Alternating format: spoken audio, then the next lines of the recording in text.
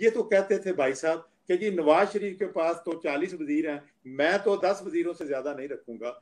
और पूछे जनाब, 70 के करीब इसके पास वजीर हैं।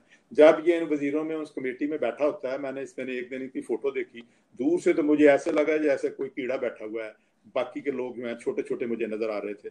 मुझे बताएं कि ये वजारतें जो हैं, ये जिस तरीके से तकसीम की गई हैं और जिस तरीके से ये बंदर बांट किया गया है, और ये लोगों को कहा गया था कि हम, मेरा जो वजीर नहीं काम करेगा मैं उसको कान से पकड़ कर निकाल दूंगा। मुझे एक काम बता दें पाकिस्तान के अंदर जिन्होंने अब तक डिलीवर किया है। हाँ, अगर आप नहीं डिलीवर कर सके, जिन लोगों ने इनको यहाँ पे पहुंचाया है, अगर वो समझते हैं इनके पास कोई हल है।